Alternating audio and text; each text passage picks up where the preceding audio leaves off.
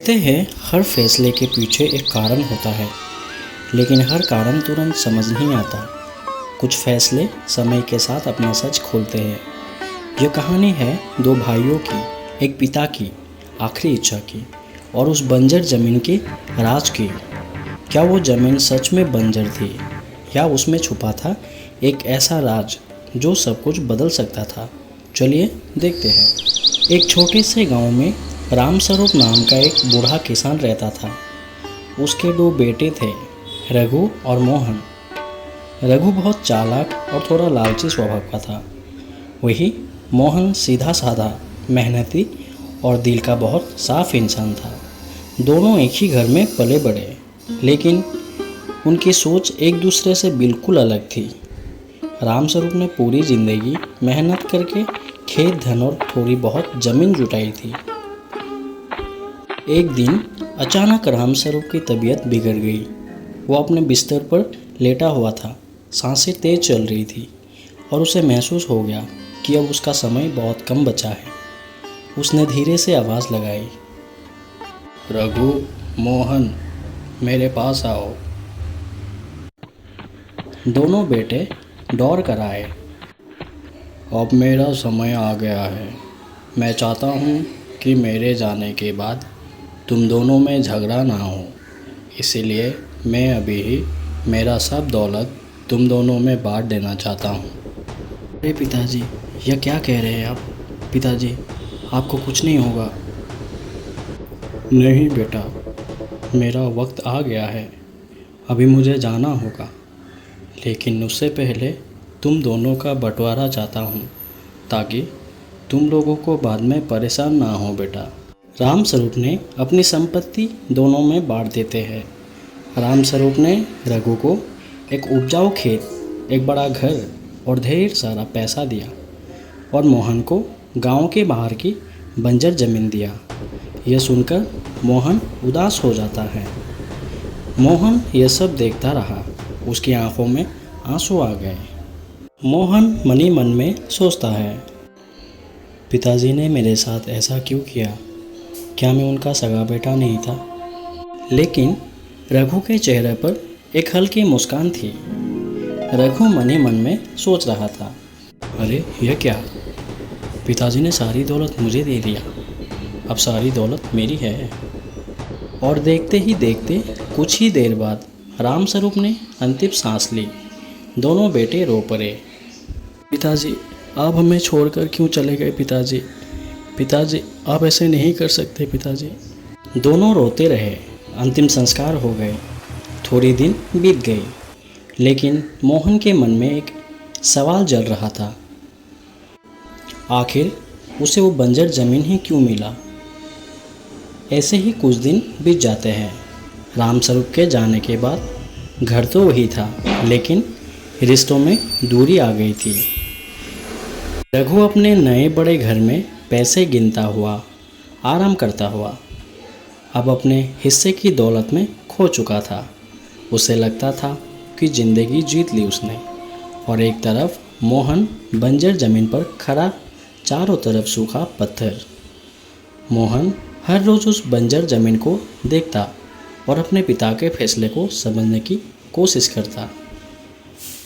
मोहन मन ही मन में सोचता, क्या सच में मेरे हिस्से में सिर्फ ये सूखी मिट्टी ही थी? एक दिन दोनों भाइयों के बीच बहस शुरू हो जाती है। यह मेरे साथ गलत हुआ है। अरे क्या गलत हुआ? पिताजी ने जो दिया वही है। लेकिन मुझे सिर्फ बंजर जमीन ही क्यों? यह सवाल अब सिर्फ एक सवाल नहीं था, यह बन चुका था एक झगड़े की शुरुआत। तुम्हें जो मिला है उसे में खुश रहो। नहीं भैया, मुझे इसका जवाब चाहिए। मुझे ही क्यों बंजर ज़मीन मिला? मुझे न्याय चाहिए। दोनों ने फैसला किया कि वे इस बात को लेकर अब राजा के पास जाएंगे और राजा ही न्याय देंगे। और दोनों राजा के पास चले जाते हैं। दोनों राजा के दरबार पर हाजिर हुए। बताओ, तुम दोनों को क्या समस्या है? तभी मोहन ने पूरी कहानी सुनाई। महाराज गहरी सोच में डूब गए। उनकी नज़रें दोनों भाइयों के चेहरों को पढ़ रही थी। तुम्हारे पिता एक समझदार व्यक्ति थे। उन्होंने जो किया बिना सोचे समझे नहीं किया होगा। तुम दोनों को एक मौका दिया जाता है। 1 साल, सिर्फ 1 साल तक तुम दोनों अपनी अपनी ज़मीन पर काम करोगे और 1 साल बाद वापस आकर बताओगे तुम्हें क्या मिला। दोनों भाई एक दूसरे को देखते हैं। मोहन के चेहरे पर उम्मीद, रघु के चेहरे पर हल्की हंसी। 1 साल बीत जाता है। रघु कुछ नहीं करता था। रघु आराम से बैठा पैसे गिन रहा, दोस्तों के साथ हंसी मजाक।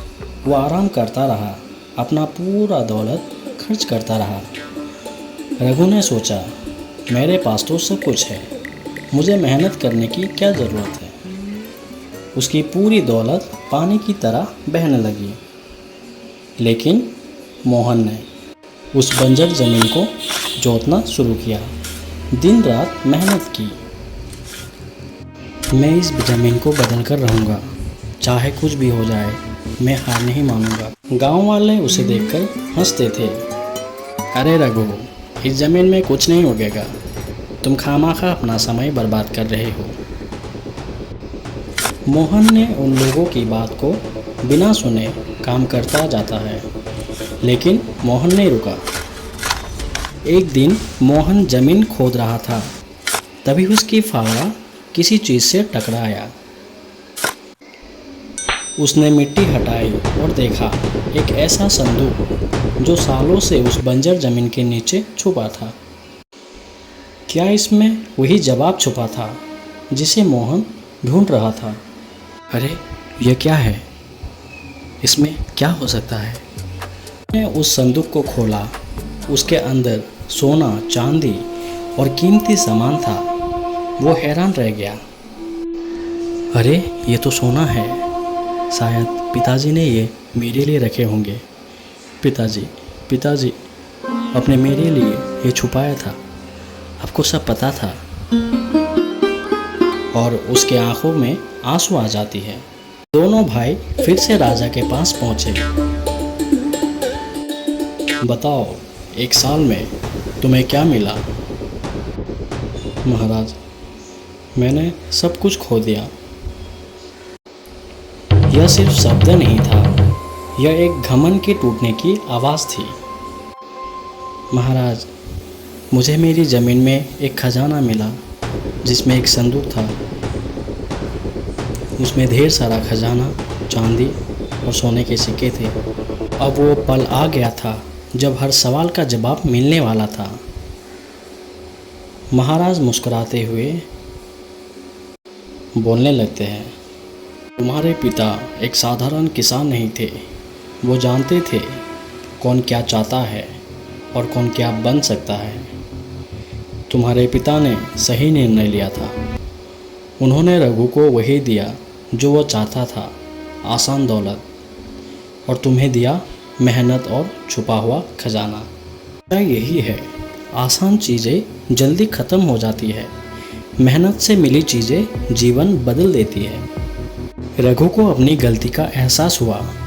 रघु रो रहा है, मोहन के पास आता है। भाई, मुझे माफ़ कर दो, मैंने लालच में सब कुछ खो दिया। मोहन ने उसे गले लगा लिया।